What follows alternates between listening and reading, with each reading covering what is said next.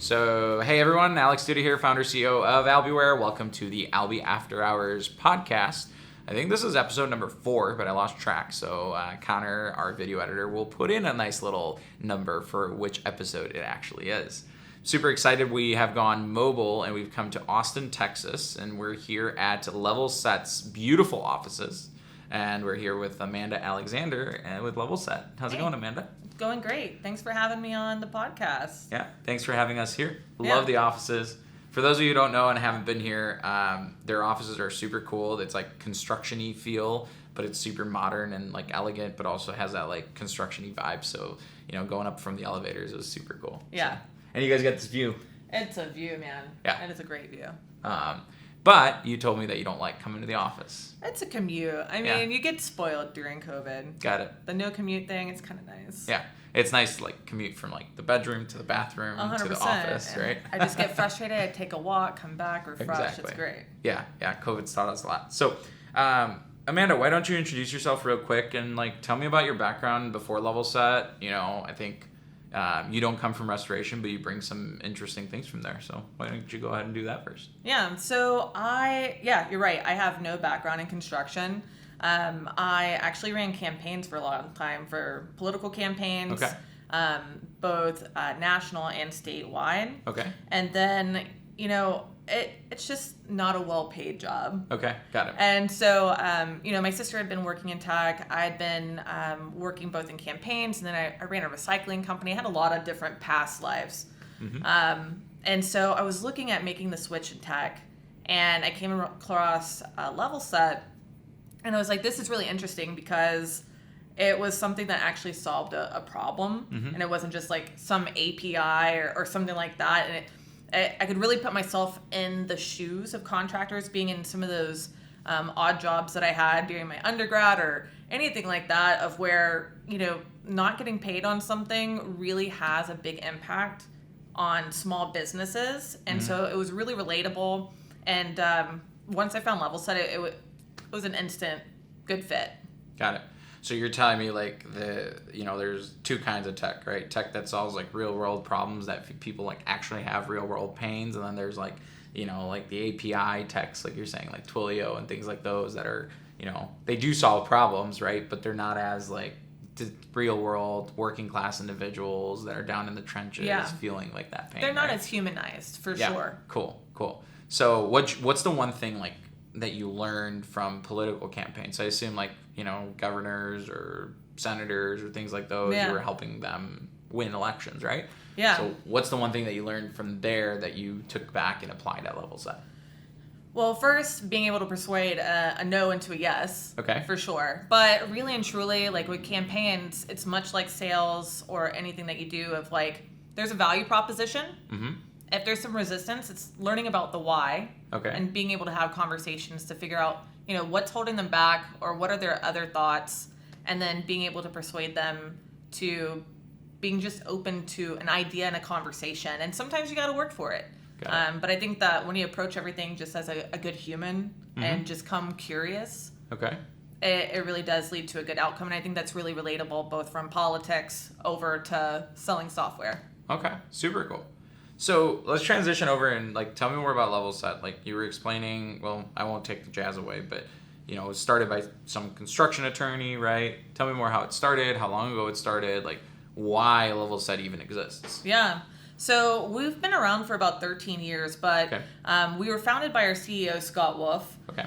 His dad was in construction, and Scott is a construction attorney. Okay. And so we were really created out of the midst of Katrina. They saw so many contractors doing such hard work to restore the community, and they were just not getting paid. And a lot of that has to do with lien rights. Mm-hmm. And so it's kind of a David and Goliath situation with small companies and contractors maybe not knowing the full legal rights and the proper type of paperwork.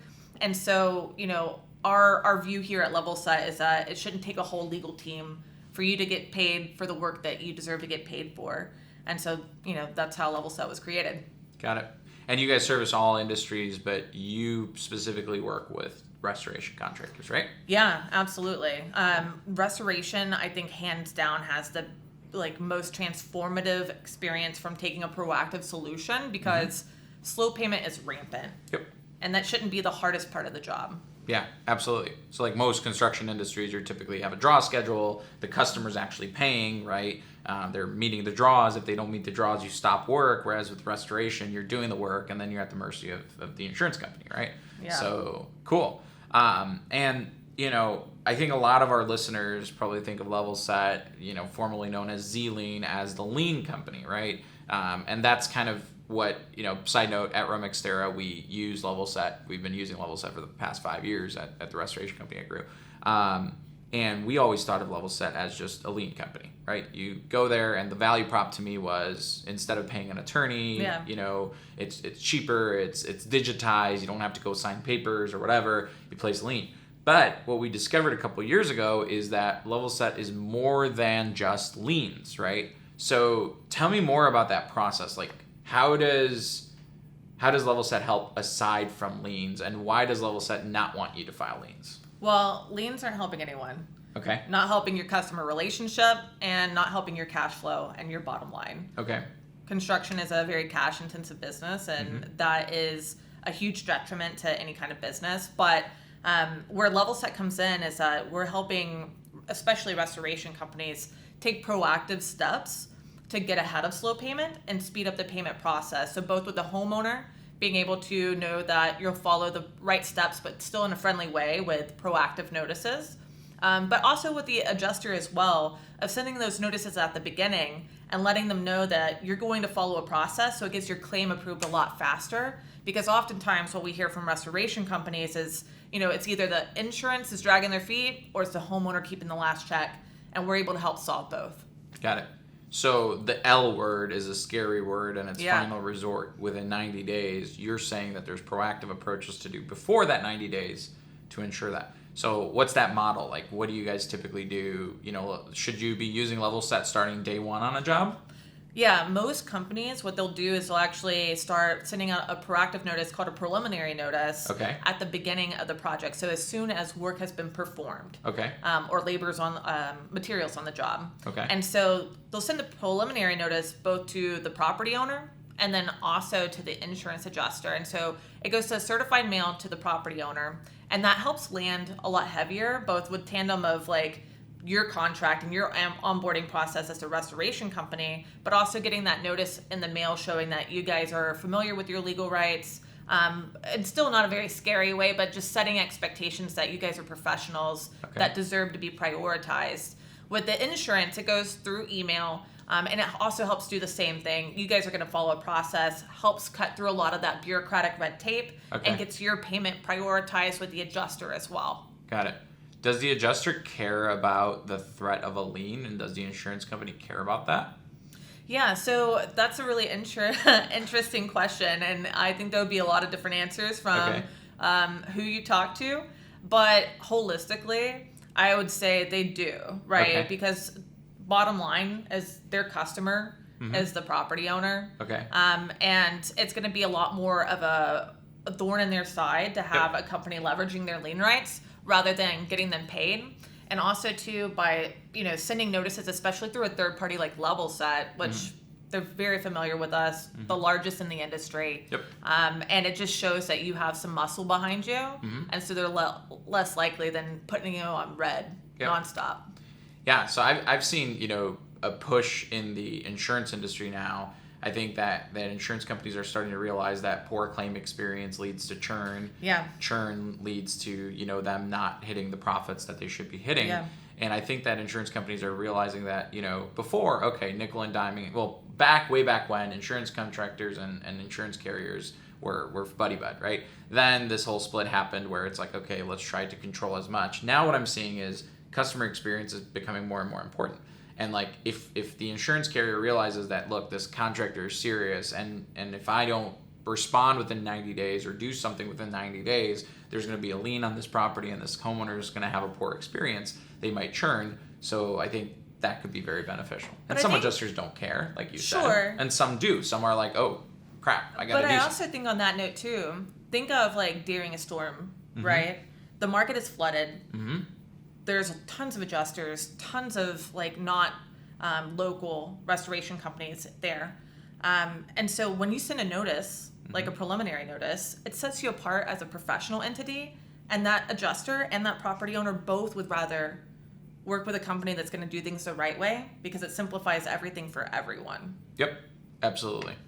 Yeah, I think, if we can get, as we all say, 24/7 response time, right? As contractors, Sure. we all like rush to the scene, sign the job. We're good at those things. If we can get as good at collecting our money as we are at doing the work, I think that would be a perfect place. And it typically, like, I'm baffled by, one, just the delay between the work being done and billing. And then I'm also baffled by the lack of restoration contractors keeping the foot on their gas with their collections. Yeah. It's something that I talk to people day in and day out, and it's so surprising. These aren't small companies, Alex.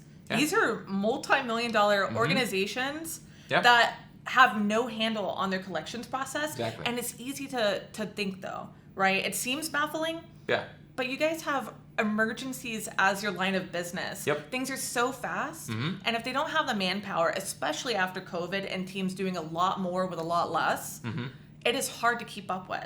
Yep. And so having software to help and a partner to help keep the foot on the gas so you get paid is a no-brainer. Absolutely. Yeah, we're very reactive instead of being proactive. Yeah. And it's hard to be proactive in a reactive industry. Sure. But now, okay, so, and again, for those of you listening, this isn't supposed to be a pitch just about Levelset. Yeah. Although it's a great product that I believe in. It's a pitch about doing something to automate your AR process, whether it's Levelset or not. But Levelset itself, we're sending out these preliminary notices, and it's turnkey, right? You just set it up, and you set it, and you forget, and it does itself, right? Yeah. Contractors either use this one of two ways. Okay. They'll either input that information in manually.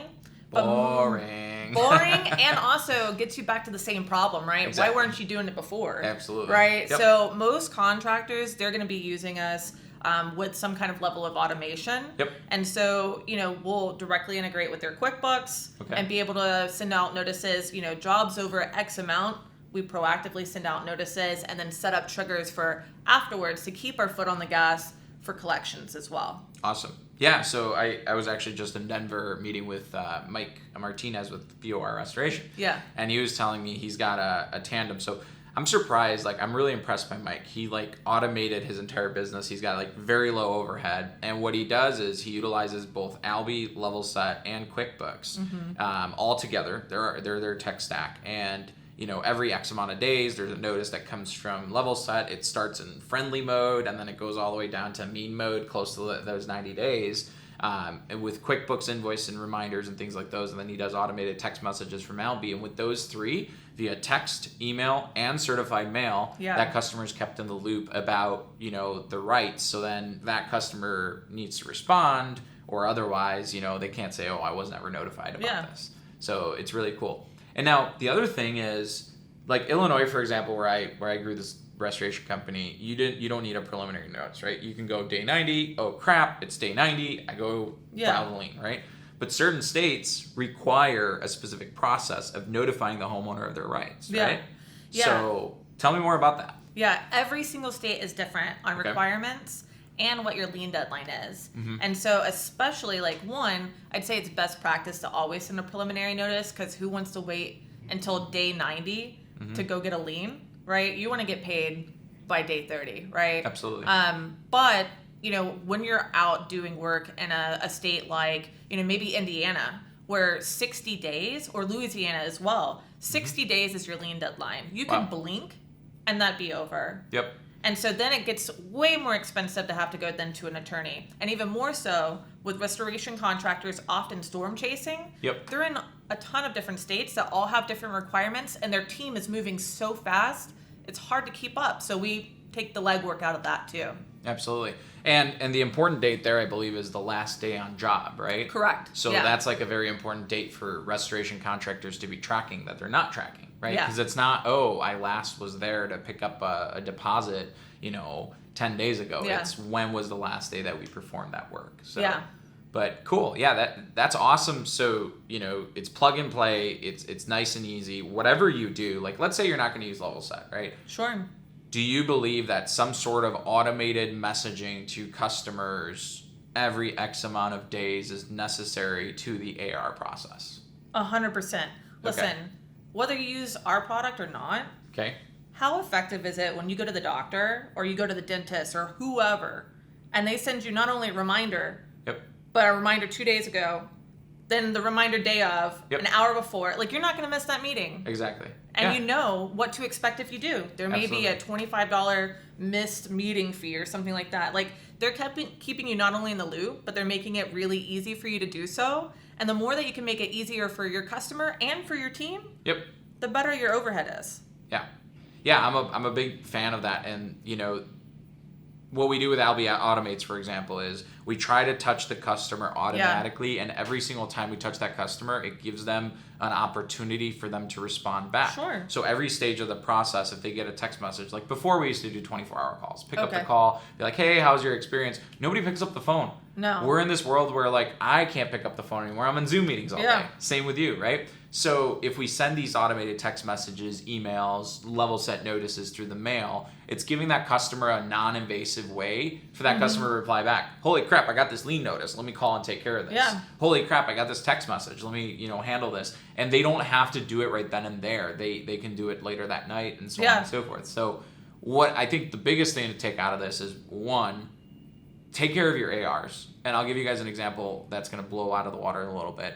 Two, find an automated solution to take care of that. It shouldn't be you needing to be hands-on. Find something just tomorrow that you can take and you can implement, whether it's Levelset, whether it's automated text messages, hey, you owe me money, whatever it is, whether it's QuickBooks automated invoice reminders. Sure. Do something, right? Yeah. I mean, whether it's the business owner personally sending and following up on collections or your team, that is wasted capital that you could be spending on more business development. Your team could be onboarding more customers. Like, it's very labor intensive, and the more that you make software work for you, the more you can reallocate those resources to grow your business. Got it. Yeah. And I think to answer the question, some people are going to be like, okay, great, you're pitching software, Alex. It costs money, right? And the one thing that I think restoration contractors don't understand is, so for example, Albi is a premium product in the market, and we're probably one of the most rapidly growing. We're not cheap at all, but we're able to develop and things like those because of the value proposition. If you're a restoration contractor, and let's say you're doing $1 million a year, and Connor, our video editor, is going to add up stuff here at this point to kind of graphically illustrate it. But let's say you're doing $1 million a year, right?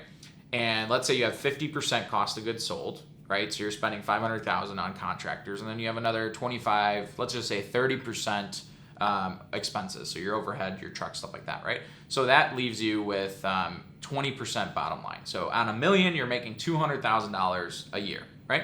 But that's $1 million invoice. So that's $1 million of work that you said you did that you may not collect. So within that specific year, if you've got a 30-day turn on receivables, let's just say 45-day turn on receivables, you're collecting about 75% of that million. So you're actually only collecting $750,000. You still have to pay those costs of goods sold of $500,000 to your subcontractors, because no subcontractor is going to wait till you get paid. So you're left with $250,000, and then you're paying out that $300,000 on your overhead. So you're negative $50,000. So you're walking around saying, "Ooh, I did $1 million worth of work," and like when you go on the Facebook groups, it's crazy. Everybody's like, "Ooh, I did all of this," but at the end of the day, you had to go borrow $50,000 from somewhere and pay interest on that. Right, with interest rates going through the roof right now, line of credit's probably 7%, annually. You have to borrow that $50,000. They're bleeding cash. Exactly. So, like, to me, it's a no-brainer. Yeah, I might spend a couple grand a month on software, but if I can collect money faster and it's a turnkey thing that I can implement right away, why not do it? I mean, it's a short-term cost for a long-term gain. So folks that aren't able to see the big picture, not only that, but then like for something like Levelset, where you could really break it into a cost per project and add that into it as a line item, and then write it off at the end of the year, not only do we help collect, but like help speed up payment. Like, the ROI is there and then some. Like, you have to look at the big picture and be business minded in that sense. But what's baffling to me is that like restoration companies, much like, roofing companies, you guys are paying for leads. Paying hundreds of dollars for leads. But to balk at like doing $20 to $40 to manage your project for the entire year. Exactly. Like, that is Yeah. it just makes sense. Yeah, I think we're just, anti-subscription. We want to, stay lean. We'll go spend the extra $500 to go out to this nice dinner, but we won't spend it on technology, and we'll spend all this money on equipment. The thing is, though, like, I can't imagine scaling a restoration company personally, and maybe I'm the young kid, I'm the brat, whatever, but like, even at Albi, we were small. We were a startup, ground zero, and we needed to implement, like, the first thing we implemented was a system that we could grow on. Yeah. Right? A platform that everything, from the customer coming in and downloading a lead magnet to the customer, booking a demo to them, everything in our process was built in there, and then we scaled on top. We tried to do that with Rem Exterior, obviously. We failed, and then we built Albi. But like, I can't imagine how you can scale a restoration company on pen and paper or these labor-intensive things. Yeah. So and especially when they're plug and play. Yeah. Right? A couple of clicks, you turn it on. There's automations. You can do automations with Zapier. Whatever you have, you don't necessarily need Albi and Levelset. But yeah. Yeah. Cool. But this is awesome. So the other thing that I think I want to bring up is an exciting announcement that Levelset and Albi have decided to partner together. Yeah, I'm extremely excited about this. So I think we're the first restoration partnership of this sort, which is awesome. We welcome any of our competitors to go talk with Levelset too and try to get that working also. Because I think that, synchronizing your job management system with your Levelset is very important, and having that payment solution is absolutely important. So I'm super excited to see how this goes. On my end, for existing Albi customers, Levelset will now be a part of the GAP program, which is the Growing with Albi program.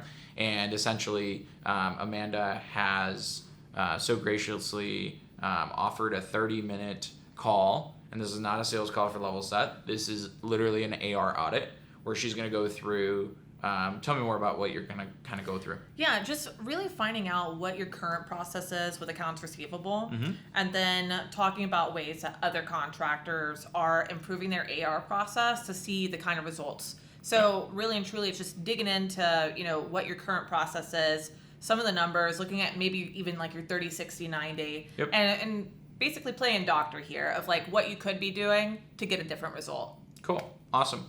And no pressure. I mean, if you do want to, then book a demo of Levelset, you can. If not, at least you can walk away with, hey, these are the solutions that I can have to that problem. And then I believe we're going to be doing some webinars together. Yeah. Right? So that would be cool. Very cool. Yeah. I'm on a mission. I mean, I think the cool part is your ethos and my ethos is helping contractors get paid faster, right? So working together is going to be really awesome. Yeah, I think that's the coolest thing is that we're both very mission-driven companies. Yep. And, getting paid shouldn't be the hardest part. And I'm excited to help more people get paid what they're deserved. That'd be awesome. Great. Cool. Well, anything else to add to this podcast? I'm just ready to get to work. Yeah? How about you? I'm actually ready to get to lunch. What's good? What's a cool place around here to just grub? We're here in Austin, Texas, by the way. What's the best place to grub for lunch in Austin, Texas? Man, you're putting me on the spot. I don't even live in Austin. Oh, yeah, that's right. But, the internet helps. Okay. So we'll just do a Google search because we're a tech company. Yeah. We'll figure it out. I swear we're a tech company. Yeah. Cool. Well, I'm excited to do some more webinars with you. I'm excited for this partnership and working together. For those of you that like this content, please give us a like, a subscribe, add us on Facebook, LinkedIn, Levelset, and Albiware. We're both there, and I'll put links below to both Levelset and Albiware. And for those of you who are already Albi customers, again, take advantage of this offer. I think it's going to be great, and I think everybody has a problem, some sort of problem with getting paid faster. And I think that Levelset could definitely help. So, great.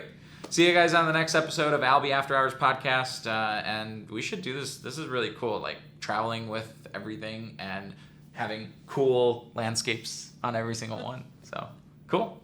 Cool. Thanks for having me. Yeah, absolutely.